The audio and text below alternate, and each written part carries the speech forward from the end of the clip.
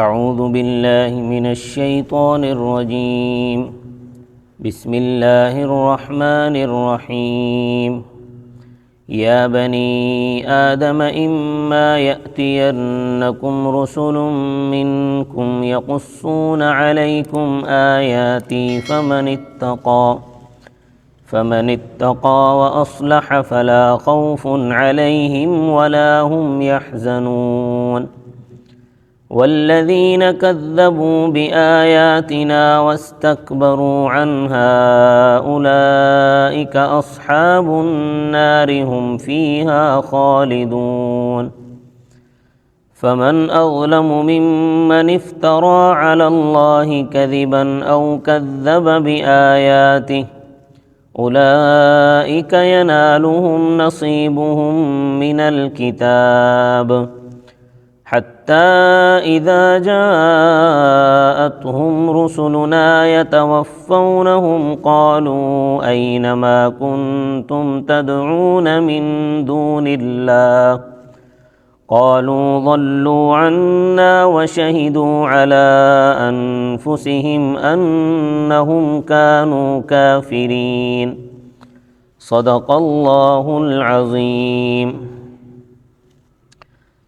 ان آیات کی تفسیر سے پہلے ایک سوال حل کر لیں۔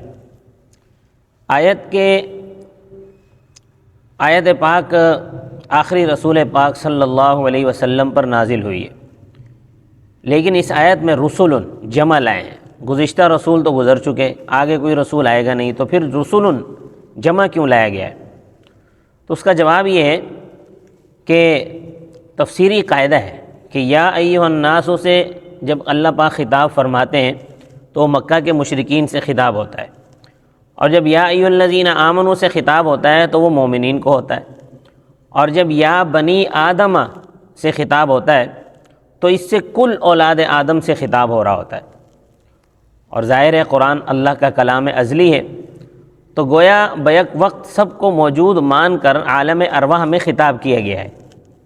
بیان القرآن میں ہے کہ یہ جو عہد ہے یہ اللہ نے عالم ارواح ہی میں لیا ہے، وعدہ وعید عالم ارواح ہی میں سنا دیا گیا تھا، اب اس کا اعادہ ہے، اس لیے جمع لاتے ہیں۔ عہد السطی میں لوگوں کو بتلا دیا گیا تھا کہ تمہارے پاس تم ہی میں سے اللہ کے رسول آئیں گے جو تمہارے سامنے میری باتیں کریں گے، تو بس جو لوگ ان کی باتوں کو قبول کریں گے، اللہ کی نازل کردہ شریعت پر عمل کریں گے، وہ اپنے وطن یعنی جو اصل وطن ہے جنت، اس جنت میں لوٹ آئیں گے اور بے خوف و خطر تا ابد زندگی گزاریں گے۔ اور جو لوگ رسولوں کی تکذیب کریں گے ان کو اپنی چودراہٹ خطرے میں پڑتی نظر آئے گی، وہ اپنے وطن یعنی جنت میں واپس نہیں آئیں گے، وہ دوزخ کے گڑھے میں گریں گے اور وہاں ہمیشہ سڑیں گے۔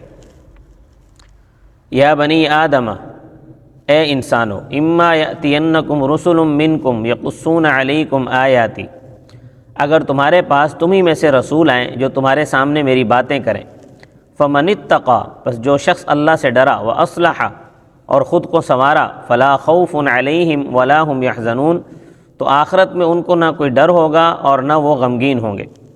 والذین کذبوا بآیاتنا، اور جنہوں نے ہماری باتوں کی تکذیب کی، واستکبروا عنہا، اور ان کو قبول کرنے سے گھمنڈ کیا، اولئک اصحاب النار، وہی دوزخ والے ہیں، ہم فیہا خالدون، وہ اس میں ہمیشہ رہیں گے۔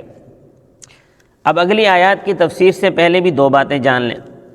پہلی بات یہ ہے کہ تقدیر ازلی، تقدیر جو ہے یہ ازلی فیصلہ خداوندی کا نام ہے۔ تقدیر اصل میں 5 مراحل میں طے ہوتی ہے۔ پہلی مرتبہ اللہ تعالیٰ کے علم ازلی میں تمام چیزوں کے اندازے ٹھہرائے گئے۔ دوسری مرتبہ تخلیق ارض و سما سے 50,000 سال پہلے عرش کی قوت خیالیہ میں سب چیزیں موجود ہوئیں۔ اور تیسری مرتبہ تخلیق آدم کے بعد جب عہد الست لیا گیا اس وقت تقدیر کا تحقق ہوا۔ چوتھی مرتبہ جب بچہ ماں کے پیٹ میں آتا ہے اور اس میں روح جب پڑتی ہے، وہ جب روح پڑنے کا وقت آتا ہے تو اس وقت تقدیر کا ایک گونا تحقق ہوتا ہے۔ اور 5ویں مرتبہ جب یہ واقعہ رونما ہوتا ہے، یعنی جب بچہ ماں کے پیٹ سے باہر آتا ہے تو باہر آنے سے ذرا دیر پہلے اس کی تقدیر پائی جاتی ہے۔ تقدیر کے یہ مراحل حضرت شاہ ولی اللہ محدث دہلوی رحمۃ اللہ علیہ نے اپنی شہرۂ آفاق کتاب حجت اللہ البالغہ میں بیان کی ہیں، تفصیل کے لیے اس کو دیکھ سکتے ہیں۔ آیت پاک میں الکتاب سے مراد لوح محفوظ ہے، اور نصیبہم سے مراد تقدیر کا چوتھا اور پانچواں مرحلہ ہے۔ لوح محفوظ میں تقدیر کلی شکل میں ہے اور آخری مراحل میں جزوی شکل میں، اور یہی وہ لوح محفوظ ہے۔ تو اسی لوح محفوظ میں سے جو قریش کا حصہ ہے جو الگ کر لیا گیا ہے۔ اب آیات کی تفسیر دیکھیں۔ قریش جو ہے یہ بڑے ظالم تھے۔ انہوں نے ایک تو اللہ کے نام پر جھوٹ گھڑا کہ اللہ نے ہمیں فواحش کا حکم دیا ہے، پھر انہوں نے قرآن کو جھٹلایا کہ قرآن جو کہ اللہ کی باتیں۔ ان ظالموں کی قسمت میں لوح محفوظ میں جو کچھ عیش و آرام لکھ دیا گیا ہے، جو عروج لکھا ہے، وہ اس میں ان کا حصہ الگ کر لیا گیا ہے۔ موت سے پہلے تک وہ اس سے فائدہ اٹھاتے رہیں گے، موت کے بعد انہیں کچھ نہیں ملے گا۔ پھر جب ان کی موت کا وقت آئے گا، موت کے فرشتے جب ان کو آ کر دبوچیں گے تو وہ ان کو دھمکائیں گے کہ کہیں گے کہ تم جہاں بھی رہے تم مورتیوں کو پوجتے رہے، اب تمہاری سزا کا وقت قریب آ گیا ہے۔ اب کہاں ہیں وہ تمہارے کارساز جن کو تم پوجتے رہے؟ آج وہ تمہاری مدد کو کیوں نہیں آ رہے؟ تو اس وقت یہ ظالم اپنی قسمت پر افسوس کریں گے اور روئیں گے اور کہیں گے کہ ہائے افسوس، آج ہمارے سب معبود رفو چکر ہو گئے اور ہم بے آسرا رہ گئے۔ تو اس وقت وہ قسمیں کھا کر اعتراف کریں گے کہ واقعتاً وہ مجرم ہیں، زندگی بھر شرک میں مبتلا رہے، تو بس آج جو ان کو سزا مل رہی ہے وہ واقعی اس سزا کے مستحق ہیں۔ فرمایا فمن اظلم ممن افترى علی اللہ کذبا، پس کون بڑا ظالم ہے اس سے جس نے اللہ پر جھوٹ گھڑا، او کذب بآیاتی، یا اللہ کی باتوں کو جھٹلایا۔ ظاہر ہے کوئی نہیں ہے، یہی سب سے بڑے ظالم ہیں۔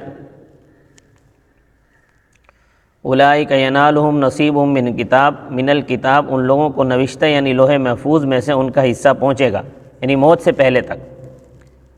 حتی اذا جاءتہم رسلنا، یہاں تک کہ جب ان کے پاس ہمارے فرستادے یعنی موت کے فرشتے پہنچیں گے، یتوفونہم، جو ان کی جانیں وصول کریں گے، قالوا اینما کنتم تدعون من دون اللہ، تو وہ کہیں گے تم جہاں بھی رہے اللہ کے علاوہ کو پکارتے رہے۔ قالوا ضلوا عنا، وہ کہیں گے کہ وہ ہم سے غائب ہو گئے، یعنی ان سے جب کہا جائے گا نا کہ تم اللہ کے علاوہ کو پکارتے رہے تو کہاں ہیں، ان کو بلاؤ تاکہ وہ تمہاری مدد کریں آ کے، وہ کیوں نہیں آتے تمہاری مدد کو؟ تو وہ کہیں گے قالوا ضلوا عنا، وہ ہم سب سے غائب ہو گئے۔ وشہدوا علی انفسہم، وہ اپنے خلاف گواہی دیں گے، انہم کانوا کافرین، یعنی قسم کھا کر اقرار کریں گے کہ وہ منکرین توحید تھے۔ تو بس اب جو سزا ان کو مل رہی ہے وہ اس سزا کے مستحق ہیں۔ صدق اللہ العظیم۔